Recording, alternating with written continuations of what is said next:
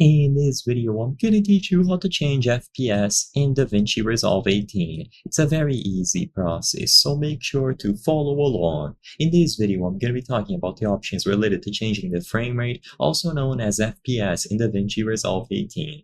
First, every time that you create a new timeline, you will be able to set the timeline frame rate. But when you go over to the master settings of a specific project or timeline, you will notice that the option becomes grayed out.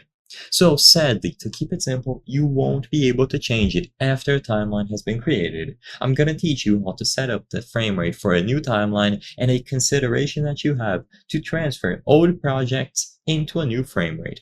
So there isn't a convert option, but what you can do is create an entirely new timeline. You can right-click the media pool and choose the options here. So for example, create new timeline using selected clips and bins. You can hover over timelines and create a new one, or you can press the shortcut Ctrl+N, whatever you prefer. When you get to this window where you can create a new timeline, make sure that this option, Use Project Settings, is unticked, so you will only be able to change the frame rate if you untick this option. With this done, go into the Format category, and now you will be able to find Timeline Frame Rate.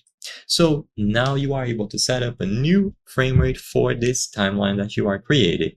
Like I said before, because there isn't an easy convert option, what most people do as a workaround is to copy the entire timeline of an old project and then convert it into this new one, which basically has the frame rate that you desire.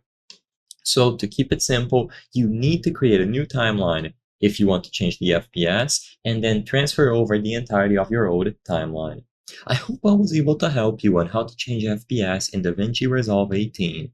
If this video helped you, please be sure to leave a like and subscribe for more very easy tips. Thank you for watching.